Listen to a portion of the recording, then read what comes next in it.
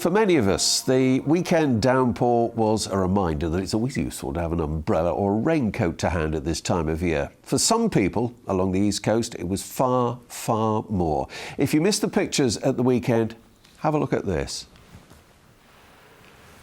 Cars and a bridge washed away, homes flooded and schools and sports centres damaged. The weekend's downpours caused flash floods in Redcar, Saltburn and the surrounding areas.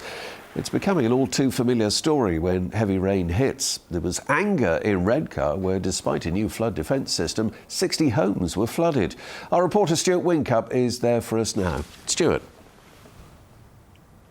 Well, Colin, the heavy rain and flooding may have only lasted a couple of hours on Friday night, but you can see the extent of the damage on the front of these drives here now. There's a lot of anger here because, as you mentioned, this isn't the first time it's happened to these homes. Flood defence systems were put in. Now, it's difficult to see, but just beyond this fence is a field. Northumbrian Water put a tank underneath the field, and that was supposed to collect all the excess water, but clearly it hasn't worked on this occasion. Now, Northumbrian Water point out that if that tank wasn't there, the 60 homes that would be flooded would have been a lot more than the 60. So they say it did work to some extent. Again, you can see the damaging. We've been speaking to people who live around here. One man who just recently moved in to the area has been describing what he's going to do now.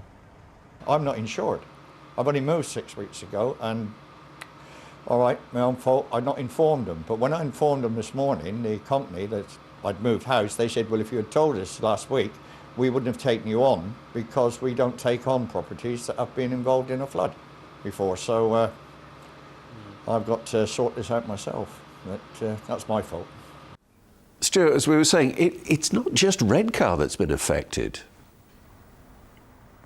That's right, a few miles from here this morning we've been in Saltburn. That's where those cars you saw, drivers watching helplessly as the cars were washed away. We've also been going around and seeing the big holes in some roads. Engineers have been looking at them. The one clear thing is this is going to be a big job and cost a lot of money to put right. Back to you, Colin. Stuart, thank you.